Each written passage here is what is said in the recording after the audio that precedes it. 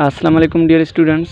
अॼु जी वीडियो में असां स्क्वायर मालूम करणु सिखंदासीं। ठीकु आहे, 2 जो स्क्वायर मालूम कंदासीं, 3 जो स्क्वायर मालूम कंदासीं, 4 जो स्क्वायर मालूम कंदासीं। अहिड़े तरीक़े सां जेके हेठियां सवाल आहिनि उन्हनि जी बि असां स्क्वायर मालूम कंदासीं। ठीकु आहे, हाणे स्क्वायर मालूम कीअं कजे, सो तमामु सिंपल आहे। हिन वीडियो खे ॾिसण खां बाद में तव्हां आसानीअ सां स्क्वायर मालूम करे सघंदो, उहो बि हिकिड़े मिंट जे अंदरि। ठीकु आहे, सो हाणे स्क्वायर मालूम कीअं कजे।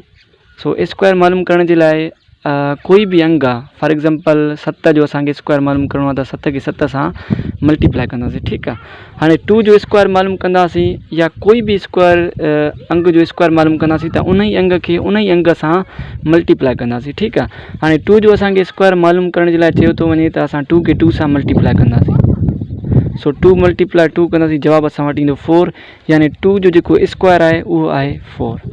ठीकु आहे, अहिड़े तरीक़े सां असां 3 जो स्क्वायर मालूम कंदासीं। हाणे स्क्वायर मालूम करण जे लाइ असांखे जेको अंग बि ॾिनल हूंदो आहे असां उन ई अंग खे उन ई अंग सां मल्टीप्लाए कंदा आहियूं। हाणे हिते फॉर एग्ज़ाम्पल 3 जो असांखे स्क्वायर मालूम करिणो आहे त 3 खे 3 सां मल्टीप्लाए कंदासीं। सो 3 मल्टीप्लाए 3 कंदासीं, जवाबु असां वटि ईंदो 9, यानी 3 जो जेको स्क्वायर आहे उहो आहे 9। अहिड़े तरीक़े सां 4 जो स्क्वायर मालूम कंदासीं त 4 खे 4 सां मल्टीप्लाए कंदासीं।